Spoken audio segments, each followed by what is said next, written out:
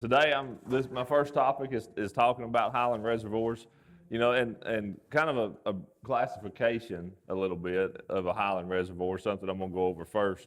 But it's something I have a lot of in East Tennessee. The majority of our lakes fall into that category, and most of your all's Ozark kind of lakes do as well.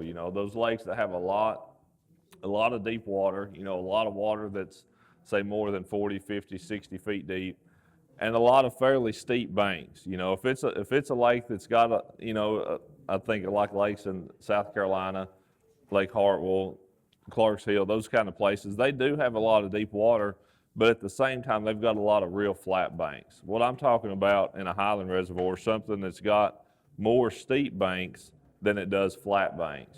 So that's kind of a major classification. And even to fall into that, it doesn't have to have tons and tons of really deep water, especially if it's a smaller lake.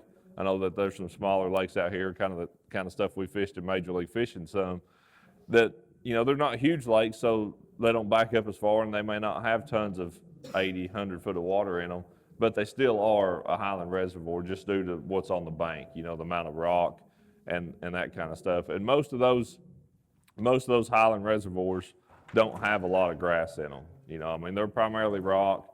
There's going to be some docks. There may be some flooded bushes when the water gets high, but for the most part, it's pretty bare banks. That's kind of what you deal with on a Highland Reservoir. That doesn't mean it doesn't have a great populations of fish. It's just what you're dealing with, just pretty bare banks for the most part.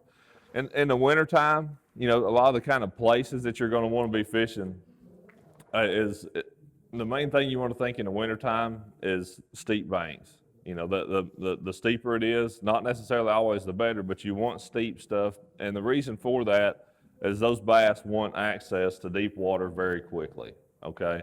On those days when you get some nice warm conditions, those fish want the ability to slide up to take advantage of that. But then that night when it gets cold again, or the next day when it's really cold, they need that security of having that deeper water close by. And I say deeper, I don't necessarily mean deep, because most of the time they're not going to go from 2 foot to 20 foot, in my opinion, but they may go from 2 to 8 or from 4 to 10. They're not going to slide from being up feeding in 2 or 3 feet of water all the way out to 20, 25 feet deep.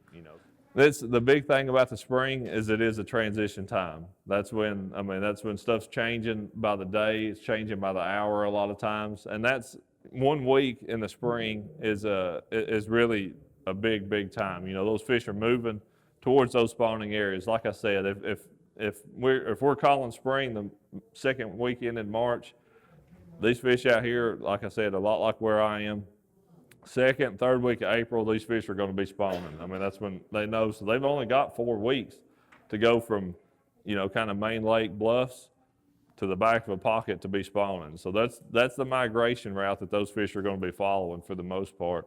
And those fish will, they'll follow along pretty predictable paths, and that's why I enjoy fishing this time of year. That pre-spawn time frame, to me, that's when I've had some of my better tournaments, because it just makes sense for the most part. Those fish are in places I would expect them to be. They're following those channel swing banks, those 45-degree banks. They're following those places back into those pockets where they're going to spawn and get ready to set up on those areas. Creek channels are really good too here. Again, some of the lakes around here, I'm sure, that do still have defined creek channels. That's one thing that I can take and find places that those creek channels intersect, whether it's along a steep bank or if it's even out in the middle of a pocket that has a good break on it, that's out, where it's kind of out on a flat and it's got a little bit of shelf on one of those creek channels, can be really good. Again, I put run-in creeks on here because it seems like in some situations, a lot of those run-in creeks, that time of year, you can pick up a DT6, a DT4, and just go down the bank with it and catch them. There's no doubt about it. And you'll usually run across some bigger ones then too doing that. But the other one is pitching a jig. I fish a Terminator jig in this situation, a pros jig, and a 3/8 or half-ounce jig, just pitching down those rock banks, just pitching down those transition kind of banks. Seems like some days you'll catch every fish down through there on a crankbait, but other days you've got to really slow down and pick it apart a little bit more so with a jig. And other times